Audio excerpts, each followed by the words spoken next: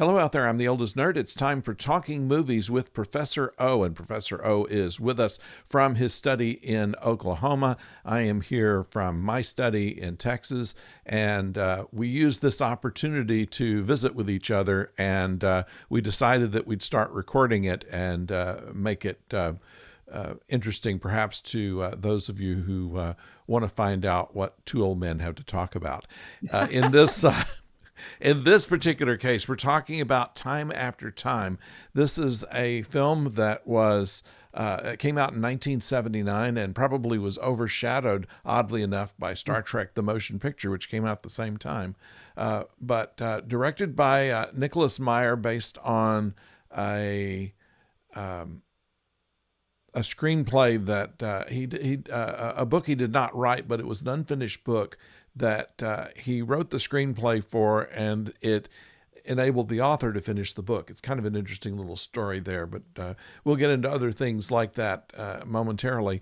But that kind of reminds you of Arthur C. Clarke working with Stanley Kubrick on 2001. Yes, it does. Working on the book. Yeah, that was a fascinating, half finished book, and then turns into a screenplay. And wow, what a terrific idea! Yeah, this is the first directorial film by Nicholas Meyer.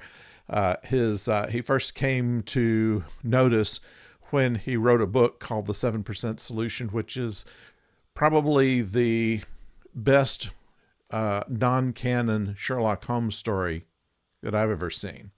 And that came out in the early 70s.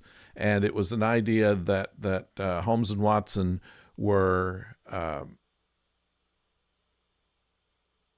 that Watson was a little smarter than Holmes was, and managed to get him therapy for his cocaine addiction, and takes him to Sigmund Freud. And then an adventure ensures from Sigmund Freud. I have not Yeah. read or seen it. That sounds like a fascinating piece of work. Yeah, now it was made into a movie. Nicholas Meyer also wrote the screenplay, but did not direct that. This here is his first directorial picture.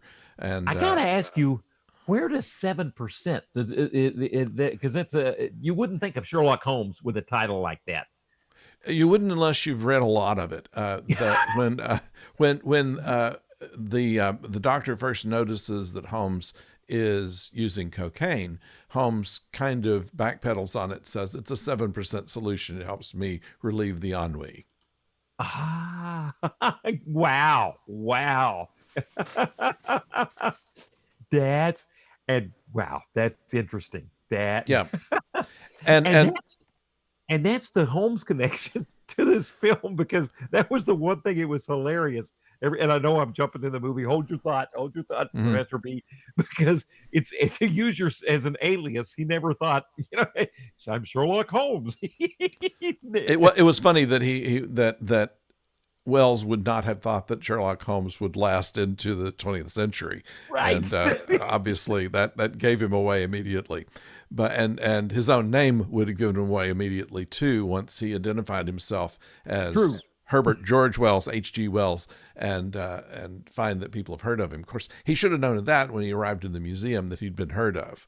But right. That all works its way through. It's an interesting fish out of water story. It's a kind of a romantic comedy, and it's also a little bit of historical science fiction, and it puts it all together in a pretty pleasing film. Unfortunately, it took about $3.5 million to make. It was not an expensive film. The entire special effects budget was for lens flares, and I think for the time effect, and everything else was done pretty conventionally. This film could have been made in 1938. Truly. But and in fact, they used the old Warner Brothers open. If you notice, when they opened the old music and old Warner Brothers logo, which by the time this film was made would have been the more modern Warner Communications logo.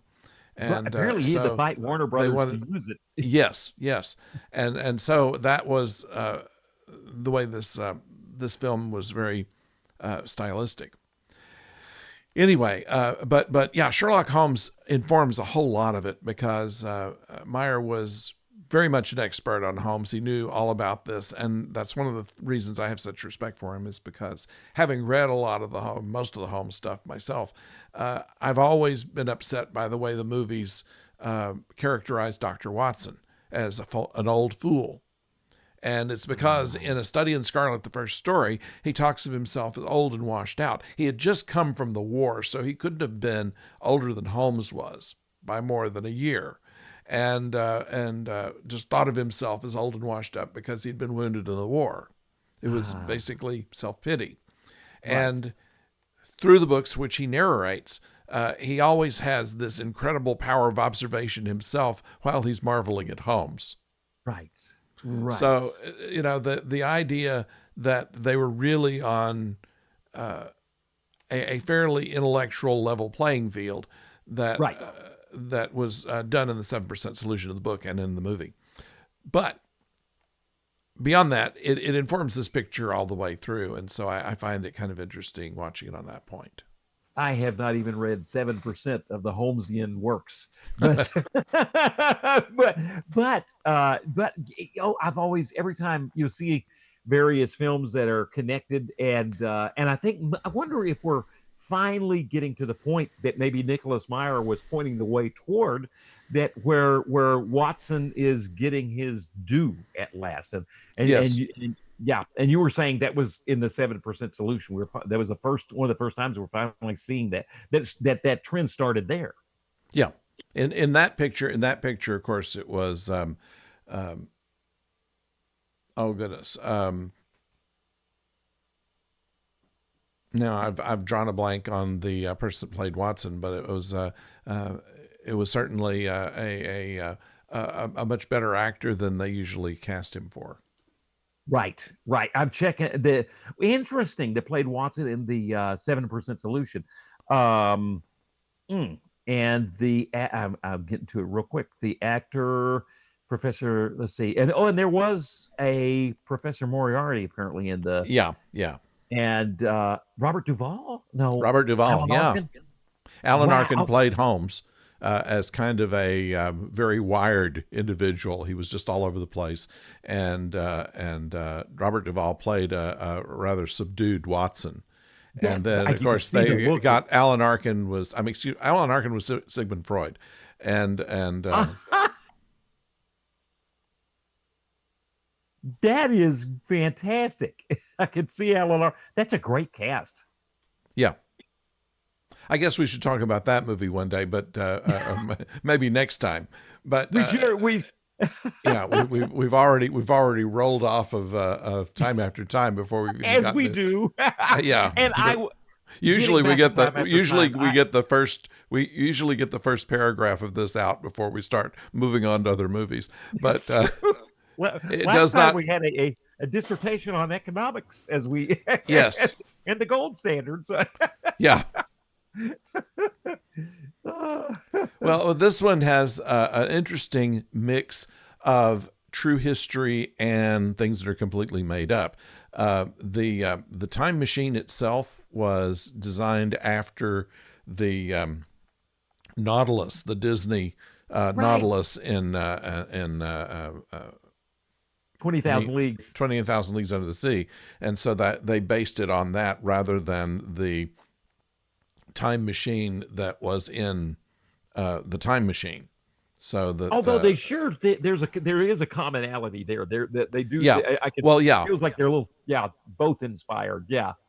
I think they were trying not to copy the Time Machine from the movie Time Machine, but this picture, if you watch this picture and then the Time Machine after it, you might see how they crafted this picture to make it seem like that it suggested the story of the Time Machine. Absolutely. Yeah. Where in case now Wells actually is the time traveler, and he finds himself in a future he did not expect. And you would think, how would you fictionalize what he saw in the 70s, the Eloys and the Morlocks? Perhaps that's what they did. That's a good point. The most interesting thing about this picture, though, is that Malcolm McDowell and Mary Steenburgen had not met before this picture, and they fell in love while they were making the picture. And he told his children that he had two children by Mary Steenburgen. He told his children after that he said, if you want to see how we fell in love, watch this picture. Yes, and you actually, it feels like you can see it now. With that, knowing that, it feels like you actually can see that. Yeah, he said, "Yeah, rent the movie," and I'm thinking, no, just buy the movie.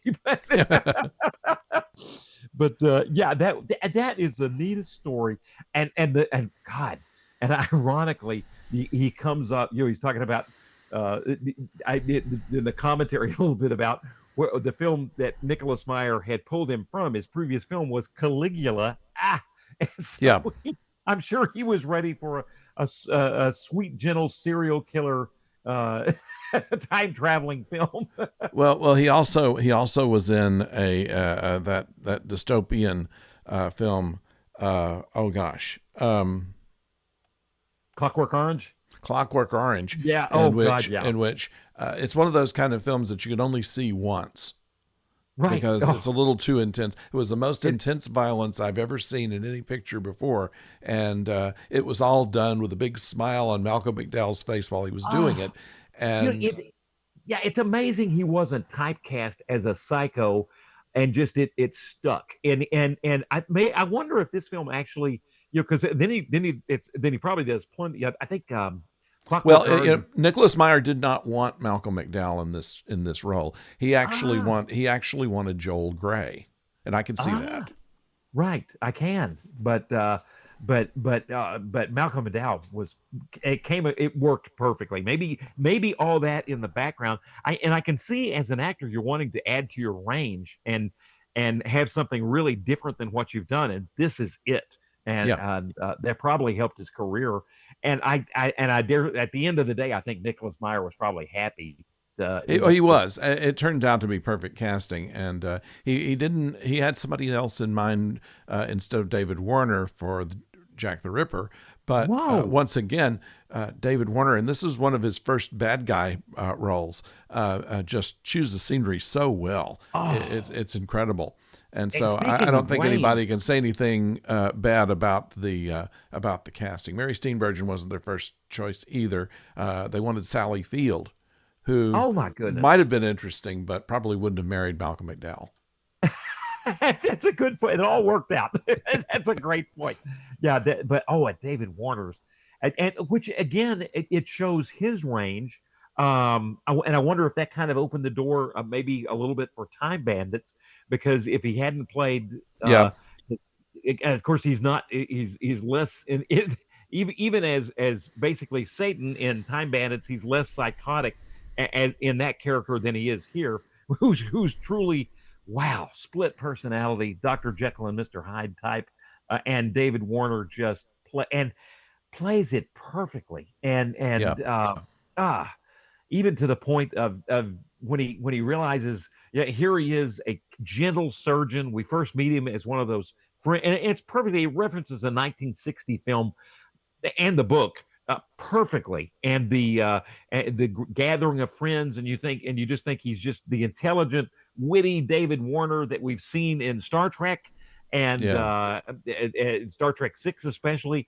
But then when you realize in the process he is a psychotic killer with, he just absolutely compelled to do it. I mean, it's a complete compulsion to kill in the way it's not even.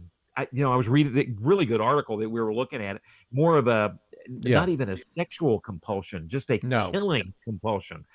And killing is the number one thing, and he plays that. And there's a great line. There's a great line in there. He says, "The future isn't what you thought; it's what I am." Exactly, and he calls it a charnel house. And the future. Yeah, that's a charnel house. Of course, is a vault in which bones are placed. Right. It indicates that it's a collection of death and destruction. Right, exactly. And so instead of that's good to actually define it. We kind of put a vague idea in your head, it's bad, but that's what it is. And the idea that so he escapes after the meeting at the house, which starts off the classic movie, the dinner, he escapes in the time machine because the police are onto him. They know basically he Yeah. is Jack the They Ripper. followed him there. Yeah. They followed him there, find the bloody gloves in his surgeon's bag, and then he escapes in the time machine to 1979 San Francisco. And that's exactly, and of course, at the time, H.G. Wells thought, oh, anywhere in the future, especially roughly 80 years, was going to be utopia, a Yeah. utopian paradise, because socialism would have taken hold, economic equity would have taken hold, women's rights, all the things he was imagining would have taken hold. And some of those rights took hold, but a lot did not take hold. And it's not the utopia H.G. Wells was hoping for. Yeah, although it can be said that the true utopia is finding true love, and so that kind of factored into the film as well. As But long as you're, as you know what, I had a line referenced on that. It's a corny line, but I absolutely love that line. It's one of the last lines in the film, and speaking of that, I just every age. I think H. Wells himself says every age is the same. It's only love that makes them bearable. yeah, And I thought, as far as like potentially, that's a good one. yeah, Every yeah, age, yeah. It's a little sappy, but it works pretty well. My favorite quote from Wells on this is. My name is H.G. Wells. I came here in a time machine of my own construction. I am pursuing Jack the Ripper who escaped into the future in my machine. It describes the entire film in one line. that's exactly, I and that's a like it for that perfect place to reason. put it in, Yeah, because I think most viewers really, you should stop this. Of all the films we've done, you should stop and watch this one and then come back. But that is a great summation. yeah. That's yeah. And there were It a few lines from Jack the Ripper I liked. One was, "My mother was a rather atrocious woman in her way, but her many failings did not include raising mentally deficient sons." That's true. That's what you call a Victorian insult. That what was the I'm trying to remember the context. There's a great line. I'm trying to remember exactly what the context was with that. I can't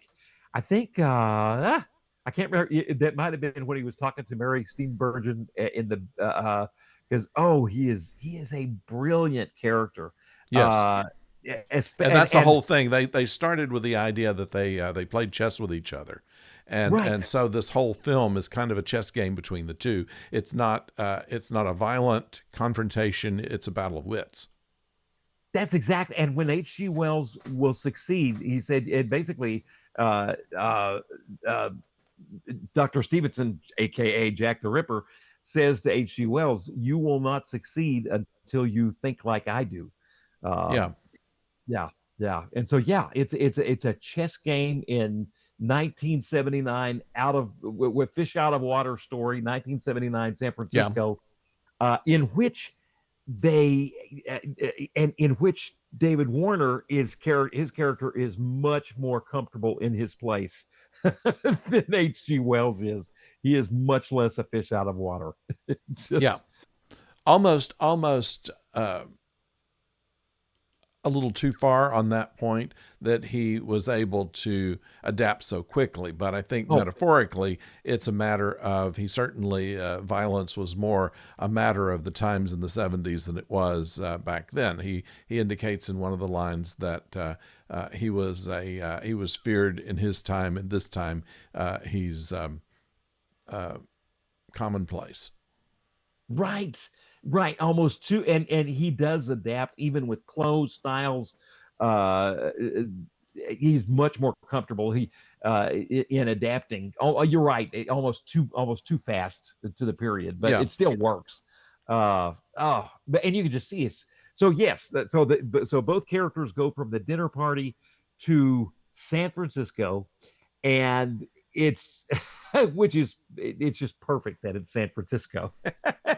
If as a Star Trek fan, and I got my yeah. it, Obviously, some of the ideas that were made for this film that did not get on screen were used in Star Trek. There are a couple of things where Wells is looking around and trying to find his bearings in town, and it's mirrored in Chekhov and Uhura trying to find out where the nuclear vessels are, or vessels. Wessels. That's Wessels. exactly. That's And of course the cut scene in this film was where he gets on a bus and encounters someone with a loud boombox, and they couldn't use it in this film, and they went ahead and used it in Star Trek 3. I did not see the cut scene. That's incredible. They used it in Star Trek 4. Obviously with Spock, silencing it. With the neck pitch, the vocal. Yes, Yeah. that's it. And what's interesting too is here these from Star Trek 4, these characters are coming from a utopian world to a dystopian world. And whereas H.G. Wells is viewing his world as dystopian, and he's hoping he just can't imagine that the future would be not that, in at least in the movie, he's imagining it's going to be utopian. One thing you alluded to, and I think it's fascinating, is when you really is the different versions of the time machine. Apparently both and really good article that we referenced by Harvey O'Brien. Yes. I only finished reading it moments before we went on here, but it was exactly it's a long article. I did not find it till late. But he mentions that in the time machine in the book that H.G. Wells, of course, wrote, but Yes. it's so easy to, after a while, you just view him interchangeably. And yeah, sure, he was a time traveler, he was a narrator, but he actually wrote a book, and the book is just so foundational. But he did not, at the end of the day, in the book, really does not see in the distant future. His version is not optimistic. Basically the Eloi, and I forget the people on the, yes, of course, the Morlock.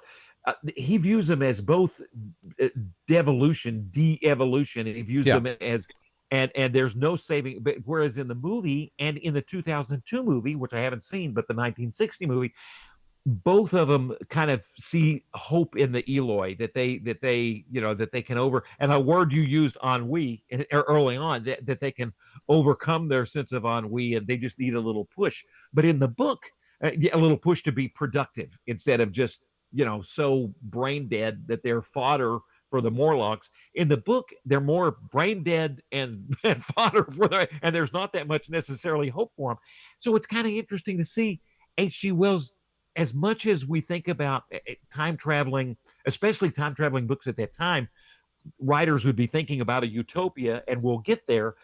H.G. Wells didn't necessarily predict that utopia in the first place in his actual writing. The 1960 movie kind of makes him a little more optimistic than he was. Yeah, absolutely. A couple of things also historical on this is that H.G. Wells did, after the time of his leaving London for this situation, did actually marry someone named Anne Robbins, right, who was known as a rather progressive woman, and he outlived her, but they had children and lived a nice life, although he had a number of affairs on her, but that's a whole different story. Oh, that's also Nevertheless, that's a little interesting bit there. And also, H.G. Wells' real children, all four of them, were still alive at the time this film came out. That is amazing. They would have been very old by then, but they were around. They were, and it's, I think it's a granddaughter that maybe that was involved in the 2002 film.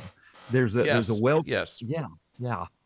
That's which I need to see, but it does not get a lot of positive vibrations out there. I'll say unfortunately. Yeah, they tried to make a TV series out of this too, and it didn't last more than 5 episodes. I think they filmed 12 and used 5, and then they showed the rest of them in Spain. I am curious to see it, but yes, it looks like, looking at the plots, it looks like those episodes just basically slowed down the film to a snail's pace, and maybe they got beyond the end of the film, but it's still I thought the film, it's hard to make it better. And I am so grateful to you, Professor B, for pointing us this direction. I have never seen the film, and it's a delight. And I think it gets better with viewings. Um, Nicholas Myers, it's in the commentary. He gets a little frustrated with it at times. But he's learning. He's such Yeah. a neat individual, well read. My goodness, he's well read. Yes. Obviously, to write a book on Sherlock Holmes, we're talking somebody to write a book on Sherlock. He knows what he's talking about, and then that informs this movie. But I know he got frustrated with the prop. The doors kept falling off the prop. That's the one time he said he really got mad. He said, "You people in the prop department haven't done your jobs. Everybody's got to do their job because the doors can't be falling off." and then the other thing that he mentioned, he said he should have used more close-ups. And there's a couple of parts where he feels like the film fumbles a little bit, like just watching it the first time through, it didn't even dawn on me, but it should have dawned. Why are they in San Francisco? Why didn't the time machine just go back to H.G. Wells' laboratory or laboratory? And which is how it happened in the time machine. That's how it did. The time traveler's laboratory was where this time machine always was, in space, but in time was different. Yeah, they moved to San Francisco, I guess, because it was funded by Warner Brothers. And the H.G. Wells exhibit is a traveling exhibit, and they take all his stuff to San Francisco, the museum, and there it is. But they could have gone anywhere because that wasn't actually all those were built props, and they were in a studio. The only part of the museum that was actually there was the lobby of it, and that was filmed on location. But there was no H.G. Wells exhibit there at the time. Oh, that's well. So I'm learning. So, I'd love to go to the H.G. Wells Museum. I'm assuming that's in London. I guess. Yeah. Oh my goodness. That's so. Did it make sense why they're in San Francisco? But he said a couple of close-ups could have established that better in the viewer. Maybe by you can see I love plaques in museums. I'm a plaque reader. And my family always, I get, I take a lot of heat for being a plaque reader. Are you the plaque reader? Yes. I figured. I knew you'd be the plaque. We went to New Orleans. We went to New Orleans once with a group of friends, and there was one who was a French major, and so we had her translate the plaque in Jackson Square, without knowing that on the other side of the statue it was in English. Is your entire family plaque readers, or are you it's hard to be the only one. I'm the only one. I think I'm the only one. Yeah. Yeah. It's possible that my daughter reads plaques. I've never really asked her about that. I could say, well, there's when we took a trip to Dublin and Edinburgh, and there's a picture of us in Holyrood Castle, and it's somebody, I think Ruth had taken a pretty far picture of this, and so I'm there reading the plaque. Our middle son is looking around like, okay, this is neat, but what's next on the agenda to keep it? And our oldest son is looking at the sky, which is, and it encapsulates, and everybody, it takes us all working together. But on the way back, there was you could read plaques on the back of the seat in front of you on the little TV. Basically, you could do the history of Aer Lingus, and so I remember Murphy said, "Gosh, Dad, you found a way to read plaques on a plane." That's funny. Not a plane, but plaques on a plane. But yeah, but Nicholas Meyer said they should have used the plaque a little bit. Use something to establish. You could read it on the screen, but it probably could have held a little longer. Exactly. I put it on pause to see it better. Yeah. That reminds me, the artwork. The DVD is but it's funny, it didn't have deleted scenes. I think I can't believe DVD the scene on a bus. I don't think that it was filmed. I think it was written, but it wasn't filmed. Roger that. But then the DVD itself has a really nice, I like the way the clocks come into play. And well, of course, the watch was it played a little tune while Jack the Ripper killed women. Right. So that's Jack the Right. Ripper's watch. That was exactly plays a little too, and that's funny for all Oh, the there's details. something else that might interest you. Speaking of objects, um, um, we don't know how Wells broke his glasses in the first time travel to San Francisco, but he was able to go, since the exhibit was there and his desk was, that his glasses were, he kept them in his desk. And so he took the unbroken pair out of the desk, put the broken pair in, and went on his way. Uh, in in in um, in the Star Trek movie, Right. uh, also Kirk breaks his glasses and then goes to San Francisco and sells them for money. And Spock says, "Wasn't that a gift?" And he says, "Well, the beauty of it is it will be again." Yes. Which I means love that. which means that in the original history that those lenses weren't intact. They had they had replaced them. So That's a good point. That's this is where time becomes one of those things Doctor Who refers to. Yeah, yeah. yes, Oh my god. But but in both films they didn't explain how they got broken. right, that's that in Wrath of Khan, do they just yeah, do we just see him like on when he takes him down at one point? It's like so much action's going on the bridge, Yeah. and but we don't see how it gets broken. They just are broken. It's just he goes into his quarters and takes them out to read, and then puts them on the table, showing they're broken. That's right, but we don't know how they got broken, and we Yeah, don't, and that's right, and we don't know how it happened to H.G. Wells either. That's as a viewer, it's funny. And you mentioned it could have been made in 1938. The yes, when you're starting this film, it does not feel like there are other films in 1979. I mean, in some respects, in the beginning of the film, the Andromeda Strain feels more like a current film than this film. The Andromeda Strain, you'd go, yeah. okay, that could have been made in the 80s or the 90s. But this film, but I wonder if Nicholas Meyer is kind of tipping his hat a little bit to the Victorian age and wanting it. But it definitely, it just shows how films right around that time, 79 to 80, really evolved and changed and in terms of effects and everything. But I still like the effects, but it's definitely of its time. Yeah, well, it followed along with a number of movies that were made during that time. You take, for instance, Annie Hall was around the same time of this film, and in Right. that case, it was the end of a relationship instead of the beginning of one.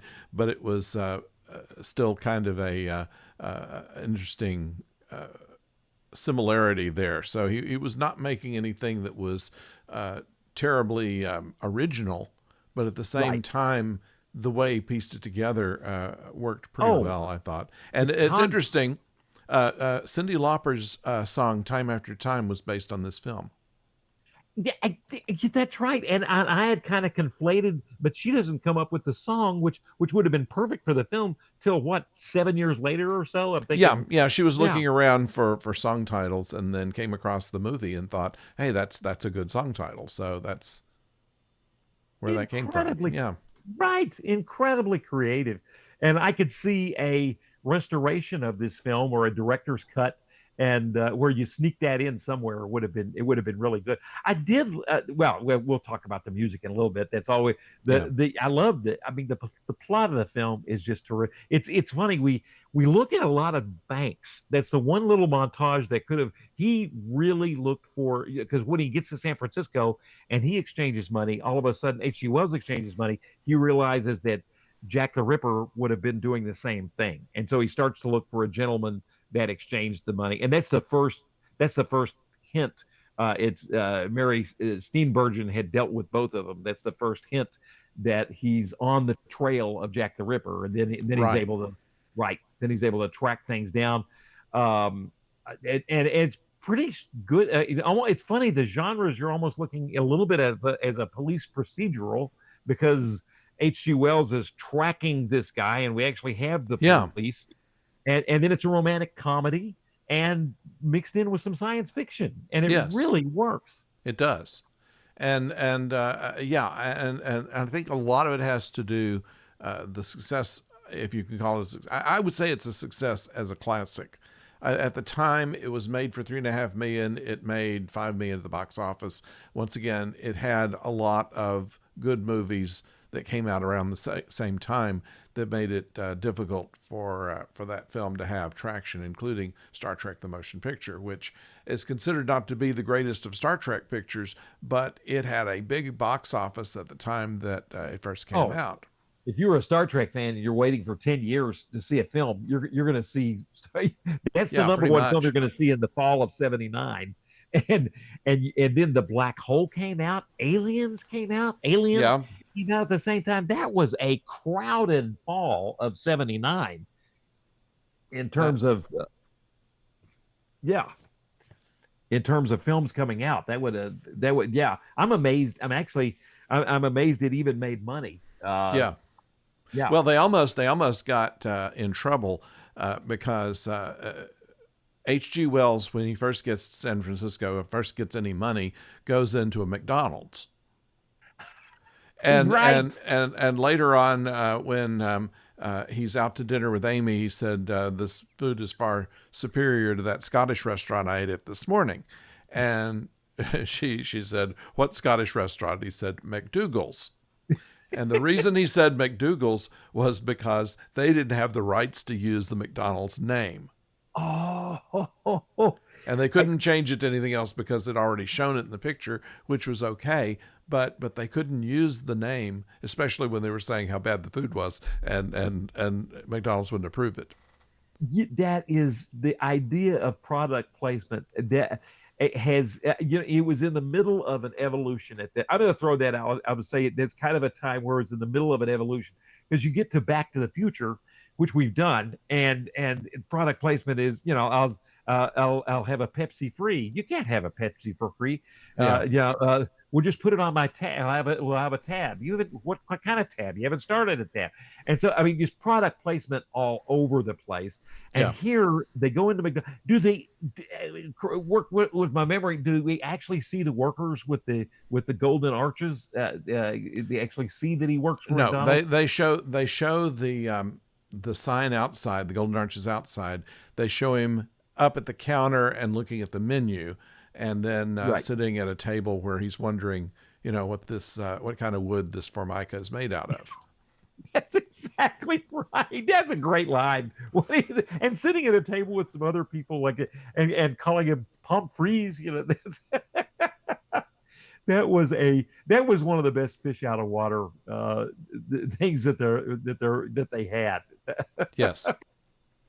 Uh, did you see this film in 1979, Professor B?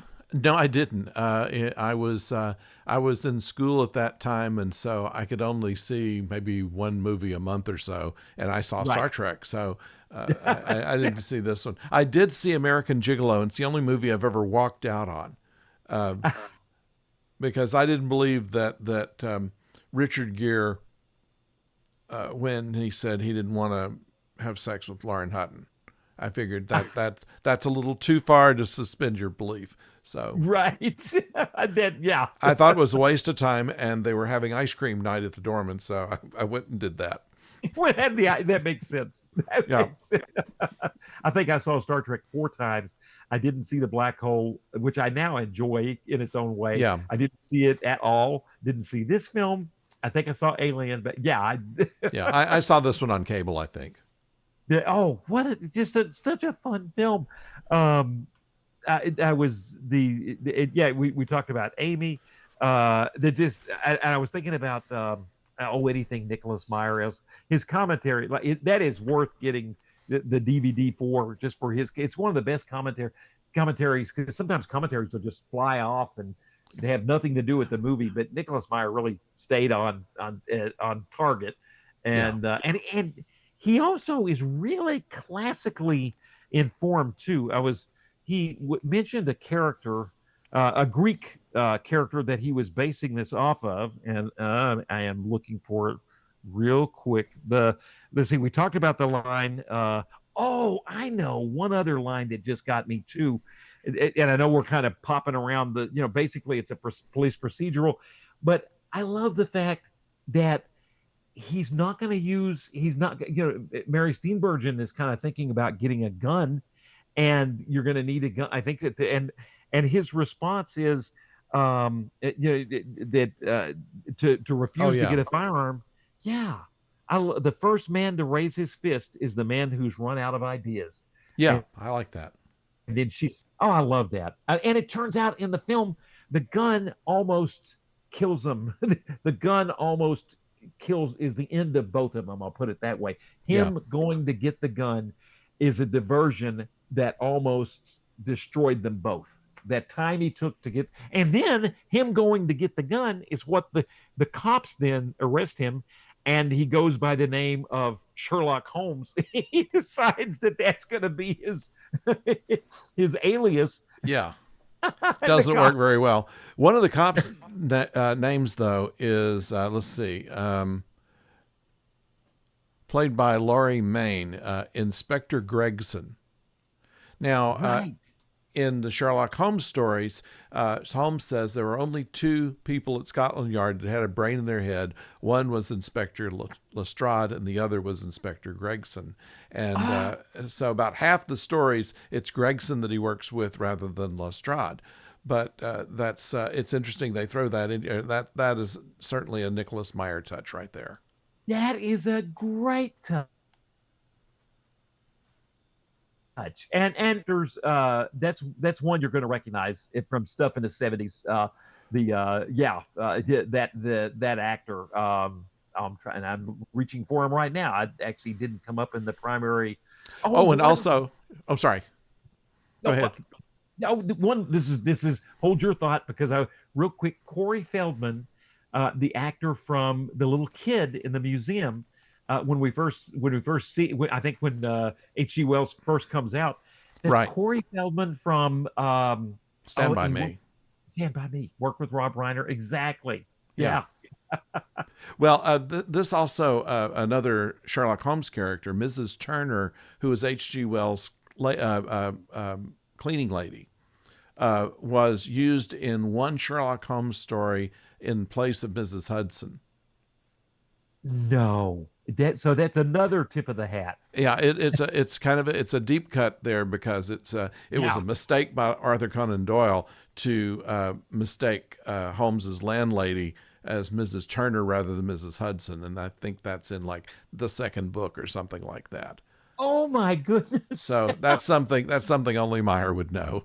Only my he is a he's an old nerd too.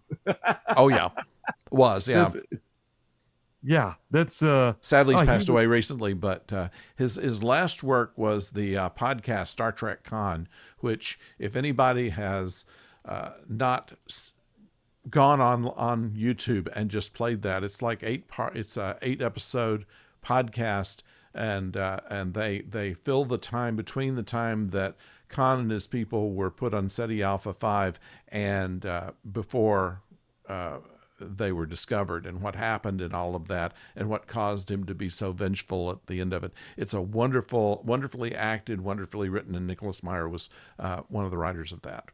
did and Nicholas. I didn't realize is he. Do we don't have Nicholas Meyer anymore? I don't think so, no. Oh man, that's I'll understood. double check exactly when that was. Yeah, he would Uh, be. I'm hoping he's going. I'm not dead yet. we've done that before. Yeah.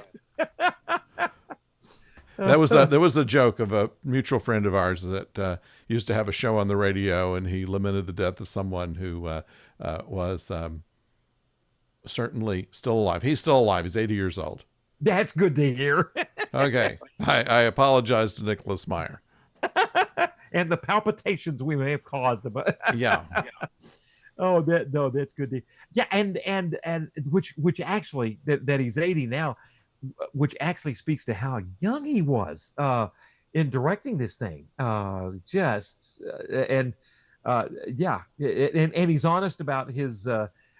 One thing he's really liked to do is and there was a line I can't remember the line, but it was one of the first lines when H.G. Wells comes out of the time machine, and it was suggested by a gaffer on set. It was not the line, and Nicholas Meyer said that's one thing I like to do on my set is there's a time and a place for everything. People can't just run up to him with ideas, but at the other Yeah. hand, he always wants to be receptive enough so that maybe at lunch you can catch him and say, "Hey, what if we did this?" And it was a line they ended up putting in the movie, and he gave credit to the gaffer for coming up with the line. Hmm. Um, yeah, yeah, almost. It's almost as profound as you need to learn how to think like I do, but it's not quite that line. But it's a really really good line, and um, I, it's a line in the movie where the line actually in the movie it is H.G. Wells is saying it was under my nose all the time. It was right.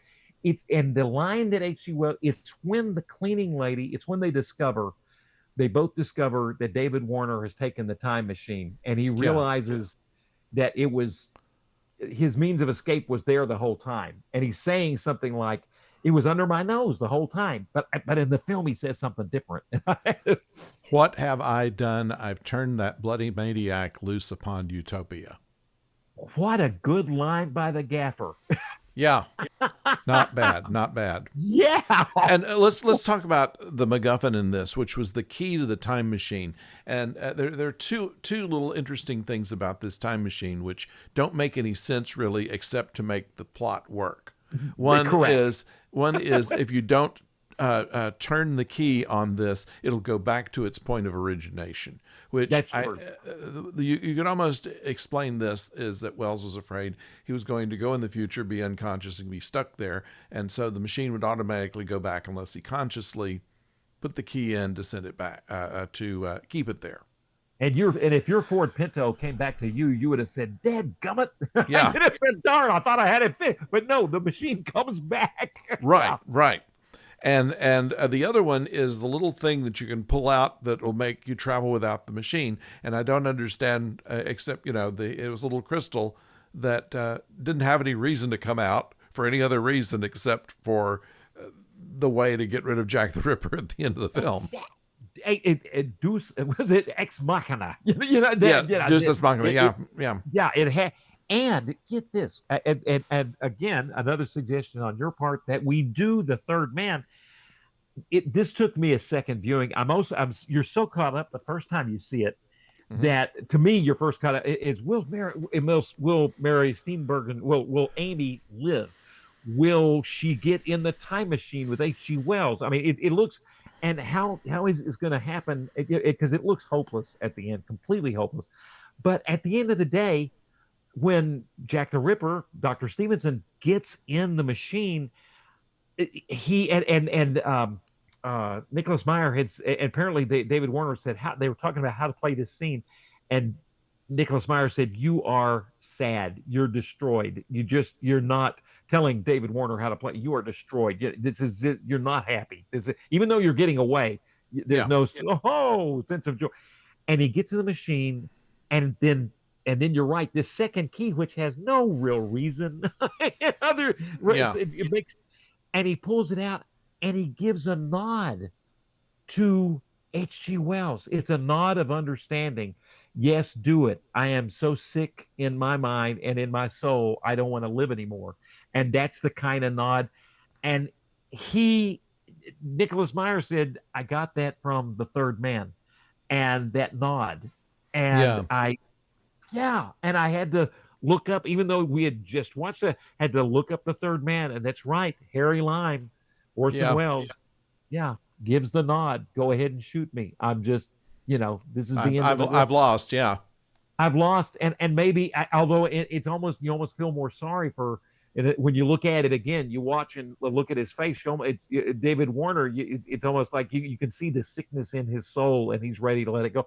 I can't remember, if we actually see that in Orson Welles' face, that he's also ready to let it go at that point. Yeah. Yes. Yeah, we do. And so that's where Nicholas, and what a great nod of the head to a previous film that we just did. They all fit together, don't they? Yeah. They do. Well, it makes sense when you think about it, because people who make films also like to watch films. And so Exactly. I can't say that that would not have influenced this film somewhere along the way, because this was once again a pursuit film. It was a chase Yes, film in which, he's chasing, this time across time, the bad guy. that's a good and point. And and really, when it's you think the about it, other thing, they're both friends too.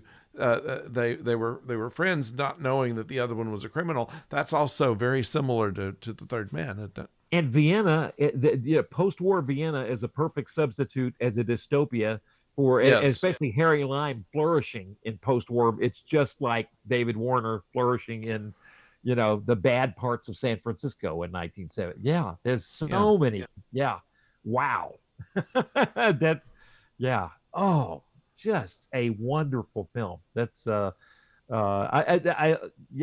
The next time I see it, I think I'm going to enjoy it even more. There's a lot to unpack. How did you like the music? I like the music. It had a very classic movie feel to it. Yes, it really did. Yeah, it really did. Kind of saying, yeah, this is a movie, and yeah, it's a. I lost track of who did the because you and I both watch for scores, and We do, and I've dropped the ball on that one. Let me see if I can pull that up oh, real quick. Miklos Rosa. Oh, of course. Yeah, wow. Uh, That would explain why it's so traditional. oh, exactly. So classic. Yeah, that's did Julius Caesar, The Naked City, Yeah. Dragnet from TV. Um, He may actually have done the Warner Brothers fanfare. oh, that would he did Spellbound for Hitchcock. Let me check. Let And me Jerry check that Goldsmith, one. speaking of Star Trek, Jerry Goldsmith cited his score in Spellbound as one of the reasons that Jerry Goldsmith got into music. Yeah. And Double Indemnity. You know what's interesting? I love a film from this time because here you got a very young Nicholas Meyer, who we think of as part of our generation, but he's working with, I think some of the prop design, set design came in from this film, came from classics too, like Nicholas, yeah, like the composer, Mikolos Rosa, uh, absolutely classic Hollywood. Speaking of Yeah. 1938, doing music just about that. Yeah, Yeah. he Let's see. supplemented for Les Mis in 1934. Let's A see. Thief of He did. Baghdad. That's Okay. exactly. Here's according to a New York Times obituary on him. Let's see. He was known for doing meticulous research before composing for his films, which include The Four Feathers, The Thief of Baghdad, Jungle Book, Quo Vadis, Ivanhoe, Julius Caesar, Ben Hur, and El Cid. Wow. And obviously he did more than that, but Oh, but still, and you're right. Classic, fantastic stuff. won his first Oscar for Spellbound score. Um, he was thinking that The Lost Weekend was better, but didn't get the award for that one. And let's see what else. Second Oscar for A Double Life, third for Ben Hur. Wow. Gosh. All And right, now I gotta figure out who did the Warner Brothers fanfare now, because that's got me. well, That's got me. what I will say, David Warner mentioned that that they were actually interested in Mick Jagger for the role of John Stevenson too. Mick Yeah, Jagger. I saw that too. They quickly put that aside. That's a good idea. Yeah. That's Paul Loman did the cinematography. Max Oh, Steiner did the Warner Brothers fanfare. That's it's not Nicholas Rosa. It was Max Steiner. Max Steiner, Professor B. which Yes. has nothing to do with this film, so we get away with that from that. So One thing that in the art design and like I'm not catching that. I'm look. Did you see who did the? That may be too far buried, but it's I think it's another classic connection. Um, I'm pulling up now. See what we can find on that. Let me put you back on the picture. There we go. Art direction. right. I certainly didn't. One thing. Um, no, they had a construction coordinator, Dick Right. It's not Resign, and Richard Resign, and then Richard Christie, who was uncredited as a set dresser. interesting. That's it. Now, That's it's now the former built the time machine, and it's about $300,000 they spent to build the time machine. wow. Wow. That's yeah, that's and it's funny. This film also comes at the at a time in the way we change titles because not long after this film, and I say not long, it depended on the film you're watching, but this is definitely the old school film where you watch all the titles at the beginning, and sometimes back in the 30s they hardly gave credit to the editor of the film. They'd be It's kind of true. buried in oh, the sound was RCA Victor, and they list the equipment, and oh yeah, there's the editor and the sound editor, maybe and yeah, art direction. It's funny, sometimes in the 30s like a Hitchcock film, you'd know who the art direction was from, Yeah, but in other films it's just kind of buried in there, but it's really good work. They got everything right. they did most of the stuff on location, with the Ah, exception of the of Wells' house and the time machine itself, and and they built a set for the museum exhibit, but everything else was actual locations in San actual Francisco. locations, yeah, that The makes sense. elevator they used was the same one that was used in the Towering Inferno and Ah, in Mel Brooks' High Anxiety. That was the Hyatt. Just that was went there. and and they mentioned the Hyatt. That's the clue Yeah. that speaking of product placement, that when she mentions in the bank, and Dr. Stevenson is coming back to exchange more money, he is so smart. He realizes that she remembers him, of course, and not only does she remember him, she's also sure not Sherlock Holmes, but H.G. Wells has come to the same woman, and he knows he's been had, but boy, did he just uses that to his advantage almost instantly, to say, okay, you may know who I am, but you're gonna die if you Yeah. use the information. I mean, man, what a good Yeah. film. Just It delightful. really was a good film, and like I said, it's on so many levels. It has adventure, it's the chase, it's the romantic comedy, it's the real story of Malcolm McDowell and Mary Steenburgen, which is Yes. kind of Yeah. nice, and Kids come and of out of that. course, and it has this literary undercurrent that Nicholas Meyer puts in just about everything he does. Oh, absolutely, absolutely. And I've got one question for you. Do you think H.G. Wells, when he goes back, then he goes back and writes? He's made a time machine, but he's never written the book, The Time Machine. No, So now he goes back and he writes the book, The Time Machine. And now that he sees that 1979 is a little bit more dystopic than he thought, then he decides to add a kind of pessimistic ending to the book, yes, The Time.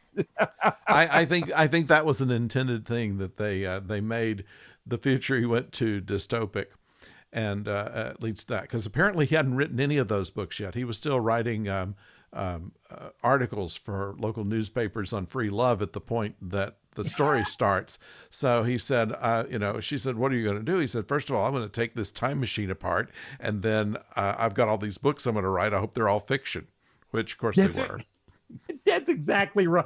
And the one thing that was kind of interesting too is and I have not read. I think I've read the Time Machine and I've read the War of the Worlds, but I've never read A Modern Utopia.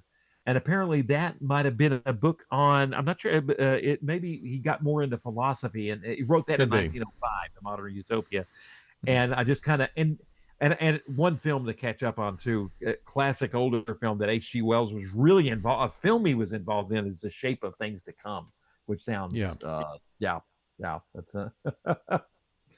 but oh, what a time, and what a time he was writing. He's writing at the beginning of motion pictures. He's writing, the Yeah. Time Machine, which in some respects, and one apparently one inventor realize that motion pictures are in some respects, through editing, it is time travel. You can make an edit, and you can make an edit and like and have an ape throwing a bone up in the air and then cut to a space station, and we've time traveled 100,000 years Yeah. in Yeah. that time. And this inventor, so he decided, he made a patent. I can't remember his name, maybe Robert Paul, I think, made a patent for a time machine, but it was kind of a gimmick. You'd go and sit down, and it was all done through early motion pictures, 1895, and lights and whistles and movies, and Hmm. you'd feel like you were in a time machine. That would work, I think. It'd be Yeah, a fun virtual reality game, wouldn't it? exactly. That's It, exactly what it was. Yeah. but you could say something about some of the silence, the amount of special effects they were able to put in there. A lot of people, a lot of scholars, in fact, did not think that they had the capability that we had developed years and years later through more complicated means. They were able to do things like traveling mats and a lot of the what do you call it, three head printing kind of things that allowed them to put in Chaplin, for instance, in the big store where he's Right. roller skating dangerously close to the ledge that goes down 3 floors. Right. And the way they did that was that they had inserted the lower floors. It was a flat floor, and they also photographed it backward so Ah, that he was always stopped at the hole and with the other way. that's fantastic. Yeah. That is fantastic. That's yeah. One of these days, when we have our minds about us, we need to go and do a Chaplin film or two. That's a But good point. That's a not really good point. not next time. Not next time. I'm thinking maybe next time we should do the 7% solution. Now that we've seen what is influence, perhaps we should go back to that and do a little bit more Sherlock Holmes direct. That sounds fantastic. That yes, it is time to address Sherlock. I think yeah, it's time for me to catch up. Not just even get into 3% of the 100% I need to get into with Sherlock Holmes. I need to I need to Really, crack. really, the only one you need to read in order to get pretty well established in Holmes is 7%. Not no, is the Study in Scarlet, because Okay. that establishes the characters from the beginning. And Moriarty was on only one story, and he just was a good villain. And so in all the movies, he was in every movie, and there wasn't really much development of that character, even with a dozen movies made. But Right. they figured it out in 7% Solution, which was really quite nice. But anyway, I think all you need to know about Holmes is in A Study in Scarlet, and that's That I will you can get it almost free anywhere now. So exactly. And I probably on Kindle can get it for free too. It's yeah, yeah, that's I definitely need to dive into that. Having my literary run-ins with Sherlock Holmes coming from Mad Magazine and the Hound of the Basketball and and Star Trek with the yeah, terrific with Moriarty and Star Trek: The Next Generation. Yeah. Season 2 was such a good representation. And Data as Holmes. Yes. So much Why work to not? the, but that sounds great for next time. So that's what we'll be doing, and I'd like to thank everybody for joining us. We enjoy doing these things. We hope you enjoy watching it. We'll be back next week talking about the 7% solution. It's that was what was I was it was we should look that up real quick and make sure that we've got the right stars to this, because I know Alan Arkin plays Sigmund Freud, who never appeared in any other Sherlock Holmes Oh, it's story. funny. The uh the There we go. book. 1976. It had Alan Arkin as Sigmund Freud, and Vanessa Redgrave as Laura Devereaux. This is something that would be back to one of the Holmes books.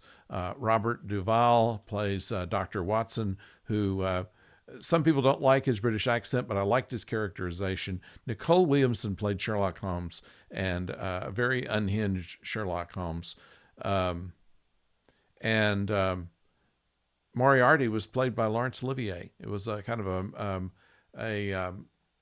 My a cameo. It goodness. was a cameo part in there. And Joel Grey plays a character that never appeared in any Holmes story called Lowenstein, which is a small part but a memorable one. So all of this and more in the 7% solution next week.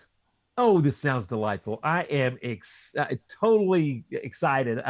This sounds great. All right, we will see you then. Meantime, happy Easter, and we will see you next week.